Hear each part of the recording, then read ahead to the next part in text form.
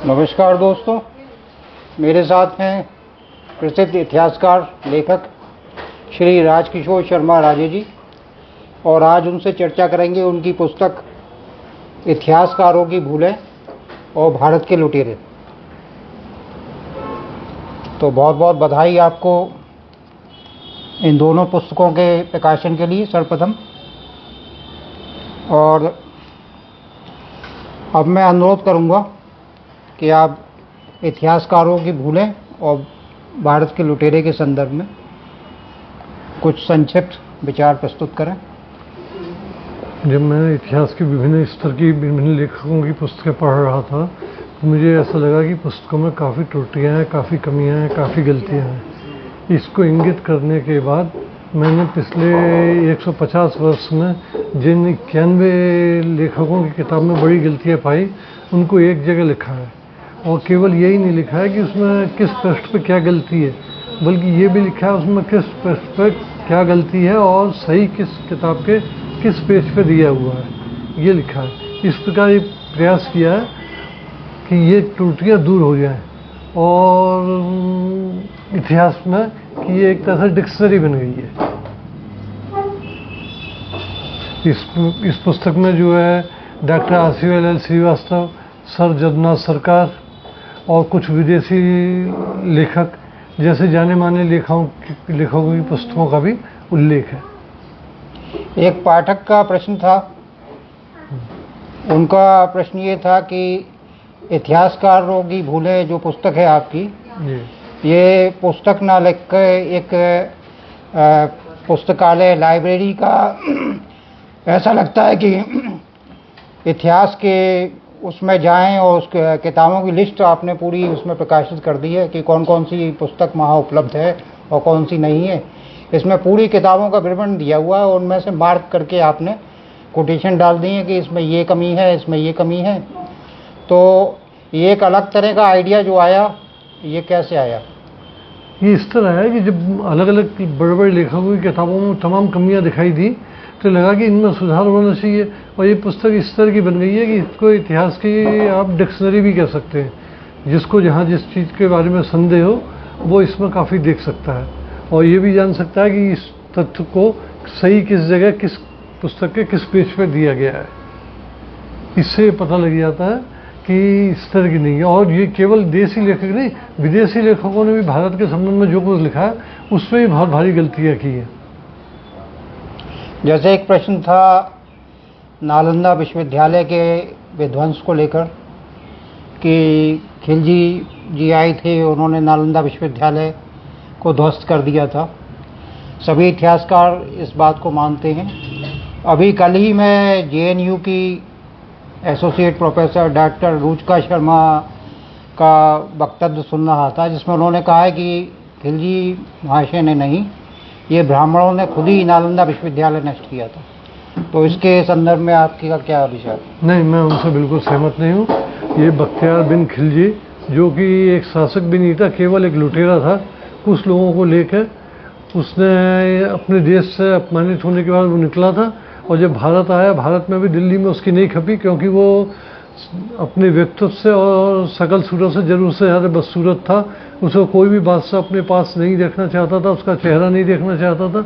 इसलिए वो कुछ लुटेरों को इकट्ठा करके नालंदा की तरफ बढ़ गया था बिहार में और वहाँ जाकर उसने लूटपाट मचाई थी और नालंदा विश्वविद्यालय को उसी ने नष्ट किया था। भारत के लुटेरे में आपने सिकंदर से लेकर और मुग़ल पीरियड को और ब्रिटिश पीरियड को भी लिया है। तो इतना लंबा जो 325 बीसी से लेके और 1947 एडी तक का पीरियड आपने जो उसमें समावेश किया है, तो वो इन कम शब्दों में और कम चैप्टर्स में किस प्रकार से, क्या आपको लगता है कि ये पूरा हो पाया? भारत को मुख्यतः 10 लुटेरों ने इस अवधि में लूटा। सबसे पहला लुटेरा जो भारत आया वो था सिकंदर, और लेकिन वो आंधी की तरह आया और तूफान की तरह लौट गया। उसने भारत में कोई अपना शासन स्थापित नहीं किया और वो नंद राजा से लड़ने का साहस भी नहीं जुटा पाया, इसलिए वो वापस लौट गया था। इसके बाद जो है मोहम्मद बिन कासिम आया 712 में, उसने लूटा और मुल्तान को तो इस तरह लूटा कि उसने खुद कहा कि ये तो सोने की नगरी है, यहाँ से उसे इतना सोना मिला जितना उसने अपने जीवन में कभी सोचा नहीं था, कभी देखा नहीं था। उसने भारी तहस नहस किया। और उसके बाद जो है दूसरा बादशाह आया मोहम्मद बिन गजनवी। गजनवी ने भारत पर 17 बार आक्रमण किए और उसका 17वां आक्रमण जो है वो उसका 16वां आक्रमण सोमनाथ पर हुआ था, जहाँ उसने 50,000 से ज़्यादा मंदिर तोड़ने करते हिंदुओं का हत्या कर दी थी। वो और भयानक लूट की थी। इसके बाद जो मोहम्मद गौरी आया। मोहम्मद गौरी ने भारत पर 5 बार हमले किए और 5 बार में से पहली बार वो बुरी तरह से पृथ्वीराज चौहान के हाथों अपमानित होकर वापस लौट गया था। दोबारा 1192 में उसने पृथ्वीराज चौहान को बुरी तरह से हराया और देश में भयानक लूटपाट की, कत्लेआम किया। और लेकिन वो भी यहाँ रुका नहीं और जाते समय अपने ये गुलाम कुतुबुद्दीन ऐबक को यहाँ छोड़ गया, जिससे भारत में मुस्लिम राज्य की स्थापना की। सन 1206 में मोहम्मद गौरी की मृत्यु के बाद कुतुबुद्दीन ऐबक ने अपना शासन शुरू कर दिया था। इसके बाद जो है यहाँ भारत में आया बाबर, और बाबर से पहले आया था तैमूर। तैमूर ने एक हमले में इस देश को जितना नुकसान पहुँचाया उतना नुकसान से अपने 17 हमले में मोहम्मद गजनवी नहीं पहुँचा सका था। इसने इतना नुकसान पहुँचाया कि इससे ये नहीं देखा कि कहाँ कौन है, किसको मारना है, किसको नहीं मारना है। जो भी सामने आ गया उसने कत्लेआम किया और शहर के शहर उसने बिल्कुल वीरान कर दिए थे। और तुगलक वंश का उसने एक तरह से नाश कर दिया था। तुगलक शासक भाग के दक्षिण भारत की तरफ चला गया था और तैमूर के लौटने के बाद ही वो भारत लौट के आया। इसके बाद बाबर आया। बाबर ने यहाँ राज किया। वो अब लौट के इसलिए नहीं गया जैसे और लुटेरे आमतौर पर लौट के चले जाते थे, क्योंकि वो अपने देश से निष्कासित था, फरगाना से। उसके बाद जाने के लिए कोई दूसरी जगह नहीं थी, इसलिए वो यहाँ रुक गया। और यहाँ 1526 ईस्वी में मुग़ल शासन की स्थापना हो गई, जो 1857 तक चली। मुग़ल शासकों ने भी जब यह शासन किया तो वो किसी न किसी बहाने भारत का ये धन, भारत का पैसा बाहर भेजने का प्रयत्न करते रहे। जब बाबर ने दिल्ली जीती तो उसने काबुल में अपने राज्य के हर आदमी के लिए एक एक चांदी का सिक्का और महत्वपूर्ण लोगों के लिए भारी धनराशि भेजी। उसका प्रयास ये था किसी भी तरह से भारत का धन जो है भारत से बाहर भेज जाऊं तो उसको सकून मिलता था। बाबर के बाद जो है ये क्रम अकबर, जहांगीर, शाहजहां ने भी रखा। औरंगजेब जब वो बहुत कट्टर था और बहुत कंजूस कहा जाता था, उससे भी बहुमूल्य भेंटें मक्का मदीना को भेजी। इसके बाद जब मुग़ल वंश का नाश हो गया तो मुग़ल वंश के नाश के बाद ये अंग्रेज़ों का शासन स्थापित हुआ। अंग्रेज़ों ने इस देश का आर्थिक शोषण किया। औरंगजेब को तो आपने बड़ा क्रूर और अत्याचारी शासक माना है, जबकि जो इतिहासकार है रोमला तापर और इरफान हबीब, उन्होंने बताया कि वो दीन को मानने वाला था और टोपी और उसकी बुनाई करके अपना जीवन यापन करता था। वो राजकोष को बिल्कुल भी हाथ नहीं लगाता था। मथुरा के किसी भी मंदिर को ध्वस्त करने में उसका कोई हाथ नहीं है, ना ही उसने कभी बनारस के काशी विश्वनाथ के मंदिर पर कोई आक्रमण किया।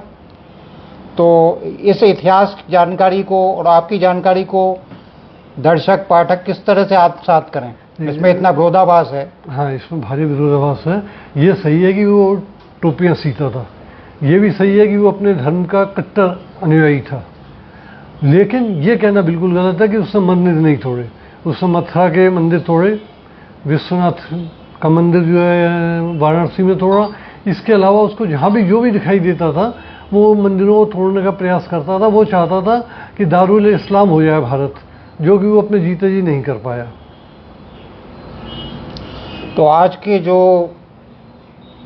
हैदराबाद के भाईजान हैं, थोड़ा कंट्रोवर्शियल मैसेज हो जाएगा। वैसे भी आप पर ये आरोप लगता है कि आप आरएसएस के एजेंडे को लेकर आगे चल रहे हैं और हिंदुत्व की विचारधारा पर काम कर रहे हैं, क्योंकि बराबर जो आपकी राइटिंग है ऐतिहासिक पुस्तकों को लेकर, वो हिंदुत्व के एजेंडे को लेकर चल रही है और भारत को हिंदूवादी राष्ट्र को लेकर आगे बढ़ाने का काम कर रही है। तो उनकी विचारधारा तो आपके साथ आत्मसात नहीं करती, वर्तमान को लेकर नहीं करती है, सही है। लेकिन ये कहना बिल्कुल गलत है कि मैं किसी पार्टी विशेष से प्रभावित हूँ।